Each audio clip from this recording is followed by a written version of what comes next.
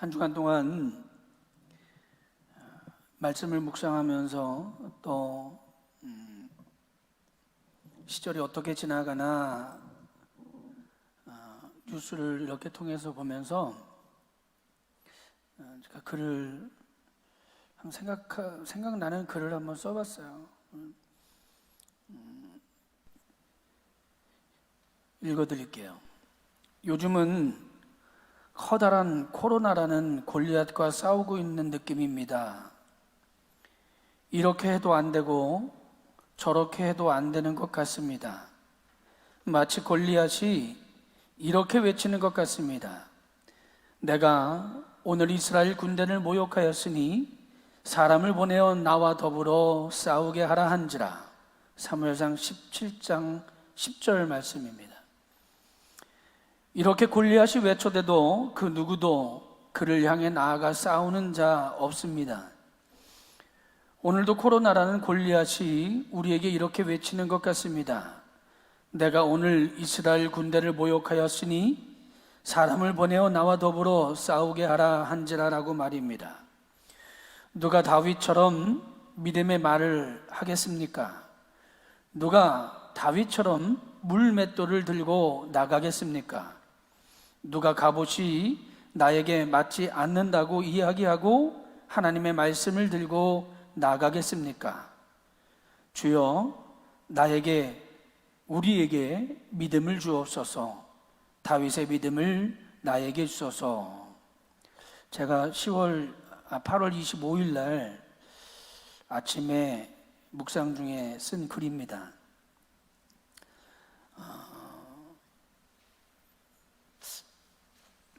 그런데 며칠 있다가 기독교 교계하고 대통령께서 서로 담화하는 장면을 제가 보게 되었어요. 그리고 어떤 내용들을 이야기하셨나라고 이렇게 리서치하는 중에 제가 마음이 너무 아픈 대목이 있어서 여러분에게 읽어드리려고 합니다. 판단은 저의 몫이 아니라 듣는 여러분의 영적인 감각에 맡기고자 합니다. 문 대통령은 이렇게 말했습니다. 저는 대면 예배를 고수하는 일부 교회와 교인들의 심정을 충분히 이해합니다. 그러면서도 또 이렇게 말합니다. 예배나 기도가 마음의 평화를 줄 수는 있지만 바이러스로부터 지켜주지는 못한다. 방역은 신앙의 영역이 아니고 과학과 의학의 영역이라는 것을 모든 종교가 받아들여야만 할 것 같다라고 당부했다라고 합니다. 틀리게 말한 것은 없는 것 같고 이성적으로 봤을 때도 논리적으로 봤을 때도 틀린 말은 아닌 것 같은데 저는 이 글을 읽고 너무 마음이 아팠어요. 과연 예배나 기도가 마음의 평화만을 주는 것인가? 우리가 믿는 하나님이 바이러스로부터 우리를 지켜주지 못하시는 분인가? 저는 그것은 아니라고 믿습니다.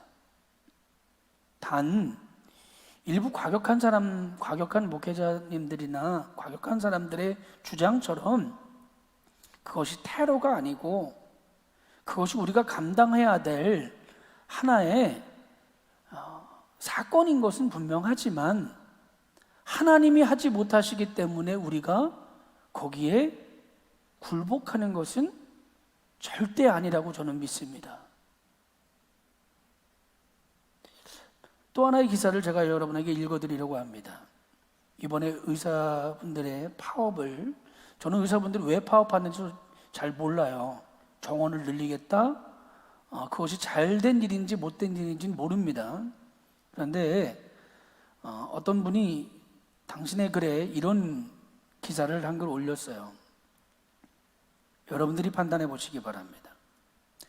똑똑한 서울 의사 양반, 이곳 시골에는 당신네들보다 좀 덜 똑똑해서 그깟 수능 문제 한두 개 더 틀렸다고 한들 시골 무지랭이 할아버지건 수레전 노숙자건 돈 없는 외국인 노동자든 간에 그들이 아플 때 밤새 곁에 있어주는 의사가 필요하다.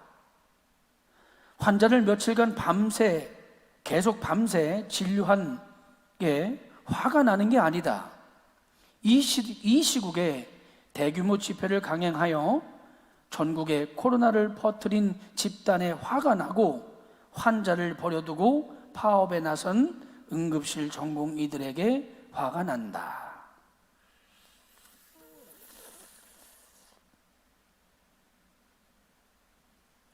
무엇이 옳고 무엇이 그른지에 대해서 너무도 헷갈리는 시대입니다. 어떤 것이 복이고 어떤 것이 화인지에 대해서도 너무도 불분명한 시대인 것은 또 분명합니다. 마지막으로 기사 한 가지를 더 읽어드리려고 합니다. 이 단체는 신천지를 말합니다.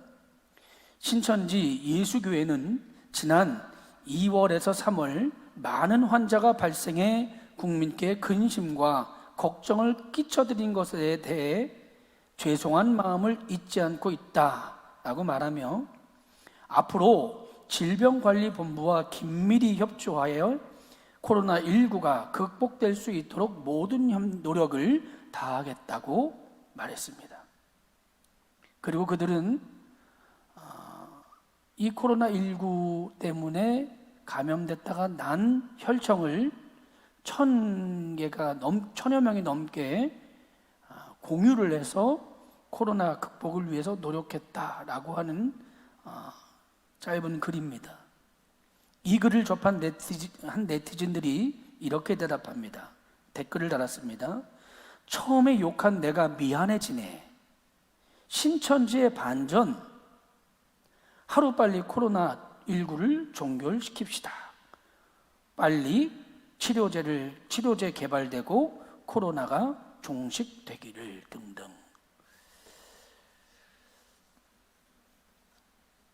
한쪽은 기독교를 이단 취급하고 또 한쪽은 그 이단 취급당한 기독교가 예배를 고수하겠다라고 이야기하고 너무도 혼란스러운 시기인 것은 분명한데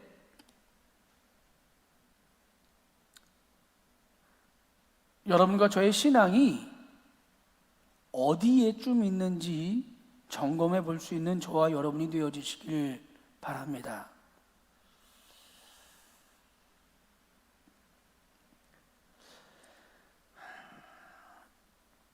우리가 계속해서 지난주에 이어서 이 복에 대한 이야기를 좀 하려고 하는데 우리가 이 복이라고 하는 문제도 앞에서 언급했던 여러 가지 문제와 같이 연결되어지는 문제인 것을 여러분 깨달으시기를 바랍니다. 지난주에 우리가 복이란 무엇인가, 또 우리가 바라는 복이 무엇인가에 대해서 이야기하면서 그러면서 다음 주에는 오늘은 우리가 세상이 바라는 복과 하나님께서 주시는 복이 무엇이 다른가에 대한 이야기를 해보려고 합니다라고 이야기했죠. 오늘은 영적인 축복에 대한 이야기를 좀 해보려고 합니다. 그리고 시간이 되는 대로 팔복의 첫 번째 복에 대한 이야기를 이어가려고 합니다. 성경이 말씀하고 계시는 영적인 복은 그 시작을 죄 사함에 대해서 시작합니다. 히브리서 8장 6절로 13절을 우리 다 같이 한 절씩 교독하겠습니다. 히브리서 8장 6절에서 13절 말씀입니다. 저와 여러분이 한 절씩 교독합니다. 제가 6절 말씀 봉독합니다. 그러나 이제 그는 더 아름다운 직분을 얻었으니 그는 더 좋은 약속으로 세우신 더 좋은 언약의 중보자시라. 저 첫 언약이 무음하였더라면 둘째 것을 요구할 일이 없었으니하니라. 그들의 잘못을 지적하여 말씀하시되 주께서 이르시되 볼지어다 날이 이르리니 내가 이스라엘 집과 유다 집과 더불어 새 언약을 맺으리라. 또 주께서 이르시기를 이 언약은 내가 그들의 열조의 손을 잡고 애굽 땅에서 인도하여 내던 날에 그들과 맺은 언약과 같지 아니하도다. 그들은 내 언약 안에 머물러 있지 아니하므로 내가 그들을 돌보지 아니하였노라. 저희가 영원히 슬플 것이요. 또 주께서 이르시되 그날 후에 내가 이스라엘 집과 맺을 언약은 이것이니 내 법을 그들의 생각에 두고 그들의 마음에 이것을 기록하리라. 나는 그들에게 하나님이 되고 그들은 내게 백성이 되리라. 또 각각 자기 나라 사람과 각각 자기 형제를 가르쳐 이르기를 주를 알라 하지 아니할 것은 그들이 작은 자로부터 큰 자까지 다 나를 알미라. 내가 그들의 불의를 긍휼히 여기고 그들의 죄를 다시 기억하지 아니하리라 하셨느니라. 새 언약이라 말씀하셨음에 첫 것은 낡아지게 하신 것이니 낡아지고 쇠하는 것은 없어져 가는 것이니라. 우리가 복에 대해서 보여지는 복을 말하면, 즉 우리가 원하고 있는 육적인 복을 말하는 것으로 끝이면 세상 사람들이 말하는 하나님에 대한 권능, 하나님에 대한 능력을 폄하할 수밖에 없어요. 그런데 하나님은 그 복 위에 무엇을 말씀하시냐면 사도 바울은 이 복을 죄 사함에 대해서 이야기하고 있습니다. 그래서 먼저 그는 더 좋은 약속을 우리에게 주신다라고 말씀합니다. 우리가 받은 약속, 즉 언약은 죄로부터의 해방의 언약이지만 이 언약은 즉 옛 율법으로는 죄되고 연약한 우리가 죄 사함을 받을 수 없다라고 말하고 있는 겁니다. 그래서 하나님은 독생자를 우리에게 주셨고 그로 인하여 더 좋은 약속, 즉 새 언약을 주기를 원하고 계시다라고 말씀하는 거예요. 이전의 약속은 나는 그들에게 하나님이 되고 그들은 내게 백성이 되리라 해서 멈추어서 있는 것이지만 새 언약, 다시 주실 언약에는 여기서 한 발 더 나아가서 이렇게 말씀하십니다. 바로 히브리서 8장 12절의 말씀입니다. 히브리서 8장 12절입니다. 내가 그들의 불의를 긍휼히 여기고 그들의 죄를 다시 기억하지 아니하리라 하셨으니, 바로 우리의 죄를 용서하실 뿐 아니라 다시 기억하지도 않으시겠다는 것입니다. 이것이 바로 하나님께서 저와 여러분에게 주시는 영적인 복 중의 복입니다. 우리의 죄를 기억하지 않으시겠다는 것은 영적인 축복이라는 겁니다. 즉 우리가 앞에서 말했던 육적인 축복에서 머물면 우리는 이 두 번째 축복을 받을 수 없다라는 거예요. 이러한 새로운 언약 후에 주시는 또 오시는 분이 있는데 그분이 누구냐? 바로 성령님의 임재하심입니다. 우리에게 또 하나 이 영적인 복으로 약속해 주신 성령의 임재하심이 저와 여러분에게 있다라고 성경은 말합니다. 사도행전 2장 1절에서 4절은 그것을 말씀하고 있습니다. 제가 읽어드리겠습니다. 오순절날에 이름에 그들이 다 같이 한 곳에 모였더니 호련히 하늘로부터 급하고 강한 바람 같은 소리가 있어 그들이 앉은 온 집에 가득하여 마치 불의 혀처럼 갈라지는 것들이 그들에게 보여 각 사람 위에 하나씩 임하더니 그들이 다 성령의 충만함을 받고 성령이 말하게 하심을 따라 다른 언어들로 말하기를 시작하니라. 저와 여러분이 죄 사함을 받고 새 언약을 받으면 우리에게 성령님께서 오셔서 우리 안에 가득 채워주시겠다라고 약속해 주시는 겁니다. 뿐만 아닙니다. 우리를 하나님 나라의 언어로 우리를 사용하게 하시겠다라고 말씀하시는 거예요. 그분으로 충만케 하시는 것, 그것이 바로 성령으로 충만케 하는 것, 그것이 바로 우리에게 주시는 영적인 복인 줄 저는 믿습니다. 이 영적인 복은 주님께서 우리를 위하여 중보자가 되어 주시겠다라는 말씀으로 넘어가는데, 로마서 8장 34절은 이렇게 말씀을 이어갑니다. 누가 정죄하리요? 죽으실 뿐 아니라 다시 살아나신 이는 그리스도 예수니 이는 하나님의 우편에 계신 자요 우리를 위하여 간구하시는 자니라.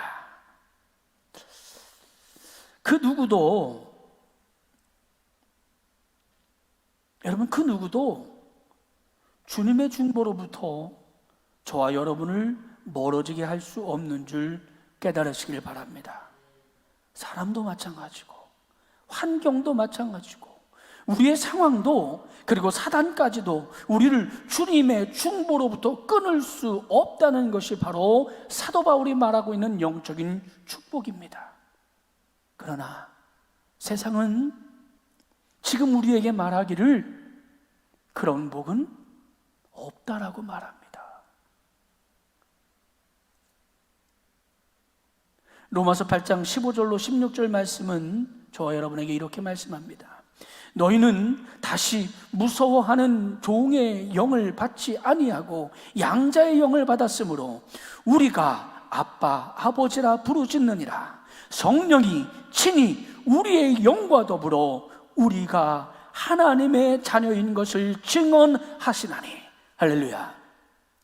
이것의 증언을 우리 안에 내재하시는 성령님께서 친히 해주시는 겁니다. 우리가 본문을 읽지는 않았지만 팔복의 시작은 여러분 마태복음 5장에 기록되어져 있는 것만이 아니라 이 팔복에 대한 말씀을 하시기 전에 마태복음 4장의 말씀을 이어서 봐야 한다는 겁니다. 마태복음 4장은 크게 세 가지의 사건으로 이야기하고 있습니다. 첫 번째는 예수께서 광야에서 시험을 받으신 내용이 첫 번째고, 두 번째는 세례 요한의 죽음에 대한 이야기입니다. 그리고 마지막으로 제자들의 부르심과 사역의 시작의 말씀이 마태복음 4장에 있는 내용입니다. 이 말씀이 마태복음 5장에 있는 산상수훈 팔복에 대한 이야기 바로 전에 나오는 말씀인데, 이것이 왜 의미가 있냐면 이것의 말씀을 알아야지 5장에 있는 팔복의 이야기를 이해하기 쉽다라고 하는 겁니다. 물론 동행구절인 누가복음 6장에 나오는 평지수훈이 있어요. 평지수훈은 팔복의 기운이 아니라 약 사복으로 축약되어져 있습니다. 약간 다르기는 하지만 이 누가복음 6장에 있는 사복에 대한 이야기를 하기 전에도 누가복음 5장에 대한 이야기를 해야 되지만 그 이야기는 약간 개념이 다르므로 오늘은 이 마태복음 5장과 4장에 대한 이야기를만 전제를 두고 이야기를 하려고 합니다. 여러분, 이 왜 마태는 팔복을 기록하기 전에 세 가지의 이야기를 전제하고 있습니까? 그거는 산상수훈 전체 혹은 오늘 본문인 팔복의 진정한 의미를 전달해 주기 위해서 우리에게 말씀하고 있는 거예요. 첫 번째 이야기는 뭐라고 했습니까? 광야에서의 시험이라고 언급했습니다. 그것을 언급한 이유는 팔복의 근간이 무엇인가 라고 말씀하고 있는 거예요. 여러분, 팔복의 근간이 뭡니까? 팔복의 근간은 무엇이냐면 이 광야에서의 시험에 대한 내용이 있어요. 이 광야에서의 시험을 저와 여러분이 이미 잘 알고 있는 내용이기 때문에 내용은 생략하지만 이 팔복의 근본이 되는 이 광야의 시험의 근간은 뭐냐면 오직 하나님의 말씀으로, 그리고 하나님께서 함께 하심, 이 두 가지예요. 이 광야에서의 시험을 이기진 오직 두 가지는 하나님의 말씀과 내가 하나님과 함께 하금노라 라고 하는 거예요. 이것이 복의 근간이에요. 두 번째, 세례 요한의 죽음으로 말씀하시고 있잖아요.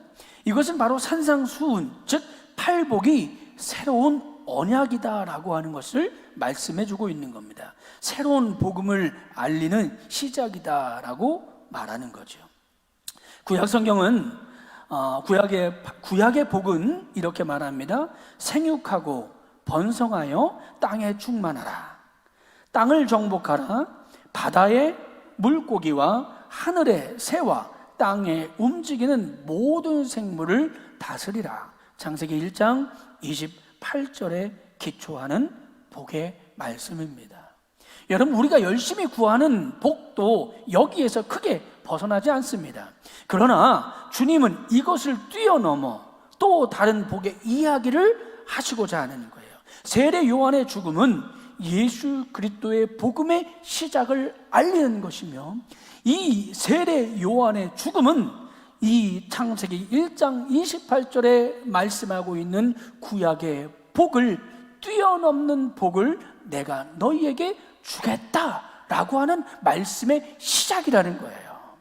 여러분, 세례 요한의 죽음은 예수 그리스도의 시작을 알리는 말씀인 줄 분명히 깨달으시길 바랍니다. 마지막으로 마태복음 4장에 있는 이야기 중에 하나가 뭐냐면 제자들을 부르시는 내용입니다. 이것은 복음, 즉 새로운 복이 누구에게 주어지는가에 대한 이야기를 하는 거예요. 주님의 제자를 부르시고, 주님이 제자들을 부르시고 그들이 이 새로운 복의 대상이 되어지는 겁니다. 우리는 그리스도의 제자로 부르심을 받았는 줄 믿으시길 바랍니다. 그러므로 우리는 과거의 복, 즉 창세기 1장 28절을 중심으로 하는 이 복을 뛰어넘는 새로운 복, 산상수훈 혹 팔복을 받는 그리스도의 제자가 되어져야 되는 줄 믿으시길 바랍니다. 오늘 본문으로 넘어가면 이제 마태복음 5장 3절에 첫 번째 복에 대해서 말합니다. 같이 한번 읽겠습니다. 우리 같이 한번 읽습니다. 시작. 심령이 가난한 자는 복이 있나니 천국이 저희의 것이니요. 여러분, 이 성경, 쉬운 성경을 보면 이렇게 표현합니다. 마음이 가난한 사람은 복이 있나니 하나님 나라가 그들의 것입니다. 킹 제임스 버전 성경은 이렇게 표현합니다. 약간 다르기 때문에 설명을 드리는 거예요. 영이 가난한 자들은 복이 있나니 천국이 그들의 것이며. 여러분, 심령이라고 말씀하고 있는 이 오늘 본문을 다른 성경 혹은 또 다른 성경은 마음과 또 혹은 영이라고 하는 표현을 씁니다. 이 마음과 영이라고 하는 표현이 영어로는 스피릿, 하트, 또 헬라어로는 푸뉴마티, 카르디아라고 하는 단어지만 이건 중요한 게 아니에요. 이런 단어로 각각 쓰여졌다는 게 중요하죠. 그런데 이 마음과 심령은 사실 같은 의미를 가지고 있어요. 그러니까 여러분들과 제가 성경을 읽을 때 이것이 다른 단어니까 다른 뜻이 있겠지? 물론 다른 뜻이 있습니다. 그런데 그 다른 뜻에 대해서는 조금 더 신학적인 이야기를 해야 되니까 그 신학적인 얘기는 우리가 접어두고 우리가 신앙적인 얘기로 돌아가서 이 하트와 이 마음과 영은 같은 의미로 받아들입니다. 그러면 성경에 이러한 마음의, 이 심령에 대한 이야기를 어떻게 하고 계시느냐? 먼저 인간의 마음은 악하다라고 이야기합니다. 전도서 8장 11절은 이렇게 말씀합니다. 악한 일에 관한 징벌이 속히 실행되지 아니하므로 인생들이 악을 행하는 데에 마음이 담대하도다. 여러분, 인간의 마음은 악을 행하는 데 더 담대하다는 거예요. 막 올라오기 전에 제가 뉴스 한 컷을 보고 올라왔는데 어떤 내용이냐면 의사 교회 그리고 땡땡땡땡땡 마녀 사냥을 멈춰라 라고 하는 기사예요. 내용은 제가 다 읽지는 못했어요. 여러분, 요즘 세상만 그런 게 아니에요. 예수 믿는 우리도 마찬가지예요. 인간의 마음은요, 악을 행하는데 더 담대해요. 남에게 좋은 글과 좋은 이야기를 하는 것보단 다른 사람의 약점과 다른 사람의 아픈 것을 이야기하는 것을 더 좋아한다는 거예요.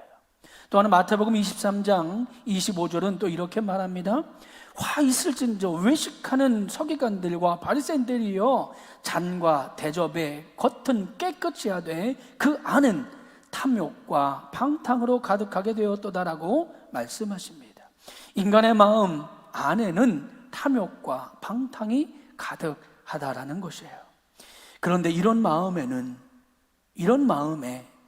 우리 주님께서 복을 주시는데, 그 복이 어떤 복이냐면 새로운 마음을 품으라고 성경은 말씀하고 있다는 겁니다. 신명기 5장 29절은 이렇게 말합니다. 다만 그들이 항상 이 같은 마음을 품어 나를 경외함으로 그 모든 말씀을 지켜서 그들과 그 자손이 영원히 복받기를 원하노라. 우리의 악한 마음에 하나님의 명령을 지키고 하나님을 경외하는 마음을 품으면 우리에게 죄가 아니라 복을 받기를 원한다라고 우리 하나님은 말씀하고 계시는 겁니다. 또한 신약 성경은 이 이야기를 이렇게 표현합니다. 누가복음 8장 15절입니다. 좋은 땅이 있다는 것은 착하고 좋은 마음으로 말씀을 듣고 지키어 인내로 결실하는 자니라. 우리의 악한 마음이 하나님의 말씀을 듣고 지키면 우리의 마음이 좋은 마음으로 바뀌어서 인내로 좋은 결실을 맺게 된다라고 하는 거예요. 또한 우리의 마음이 본래 육에 속한 마음이라고 말씀하셔요. 창세기 6장 5절은 이렇게 말하죠. 여호와께서 사람의 죄악이 세상에 가득함과 그의 마음으로 생각하는 모든 계획이 항상 악할 뿐임을 보시고, 우리의 마음은 본래 속에 육에 속한 것이고 세상에 속한 것이고 그 가득한 마음이 악한 마음이지만 로마서 1장 28절은 또 이렇게 말합니다. 또한 그들이 마음에 하나님 두기를 싫어하며 하나님께서 그들을 그 상실한 마음대로 내버려 두사 합당하지 못한 일을 하게 하셨으니 우리의 마음에 생각하는 모든 계획이 세상으로 가득 차 있기에, 또한 우리가 하나님을 마음에 두기 싫어하며 우리의 마음에 하나님의 영이 아닌 세상, 육적인 것으로 들어차는 것이다라고 말하는 거예요. 그런 우리를 잠언서 3장 5절은 이렇게 하라고 말씀하십니다. 너는 마음을 다하고 여호와를 신뢰하고 내 명철을 의지하지 말라라고 말입니다. 내 이성과 명철, 즉 세상을 의지하지 말고 여호와를 신뢰하라고 말입니다. 그것도 내 마음을 다하여라고 말입니다. 로마서 15장 46절은 이런 우리가 신령한 사람이 아니라 육의 사람이었으나 다시 신령한 사람으로 변하게 된다는 것을 말씀하고 있습니다. 그러나 먼저는 신령한 사람이 아니요 육의 사람이요 그 다음에 신령한 사람이라. 마지막으로 성경은 우리의 마음을 거듭나지 못한 마음에서 거듭난 마음으로의 변화를 말씀하고 계시는 겁니다. 3절은 심령이 가난하여 라고 하는 말씀으로 시작됩니다. 여러분, 기드온은 가장 작은 므낫세 지파 중에 또 지극히 작은 자였습니다. 사르밧 과부는 너무 가난하여서 한 끼 먹고 죽을 날만을 기다릴 만큼 가난한 사람이었습니다. 그러나 그들은 자신들을 찾아온 하나님을 맞이함으로써 그들의 인생은 죽음에서 축복의 삶으로 변화된 증거의 자녀가 되었습니다. 또한 마가복음 12장의 가난한 과부는 어떻습니까? 자신의 모든 것을 드렸으나 그것은 겨우 동전 2렙돈 뿐이었습니다. 그래서 그녀는 부끄러웠고 자신의 드림을 드러내고 싶지 않았습니다. 그런데 주님은 그런 과부를 귀하다고 말씀하십니다. 복된 빈곤이란 육신의 빈곤만 있는 것이 아니라 자신의 부족함을 느끼고 자신이 연약함을 알게 하시는 하나님을 의지하게 되는 것, 그것이 바로 복된 빈곤 가난입니다. 신명기 8장은 이러한 이야기를 이스라엘 백성과 이 이스라엘 백성의 광야 여정을 통해서 잘 보여주는 말씀입니다. 하나님은 신명기 8장에 이스라엘에게 이렇게 말씀하십니다. 내가 풍부하여져서 내 마음이 교만하여 내 하나님을 잊어버릴까 염려한다. 그래서 내가 너를 그 번영의 땅 애굽에서 너를 이끌어 광야로 부르셨다라는 겁니다. 애굽은 모든 것이 있는 곳이었으나 광야는 모든 곳이 없는 곳입니다. 그런데 이스라엘 백성은 그 전무한 광야에서 하나님을 찾고 하나님을 만나고 하나님과 동행하게 됩니다. 그 가운데 하나님은 그들을 전무한 광야에서 이스라엘 백성을 더욱더 낮추시고 그들을 시험하십니다. 부함에서 가나안으로의 이끄심을 나타내신 겁니다. 부가 가져오는 교만한 자기 신뢰는 우리가 하나님을 의지하고 있다는 사실, 이것을 너무도 쉽게 망각하게 만든다라고 하는 것입니다. 광야에서의 그 나약함과 그 부족함과 나 홀로는 아무것도 할 수 없다는 고백을 통해서 이스라엘은 하나님을 찾게 되고 우리는 하나님을 만나게 되며 그 하나님과 동행하게 됨이 축복이라는 사실을 깨닫게 하는 그 여정 그 자체인 것입니다. 심령이 가난한 자는 복이 있나니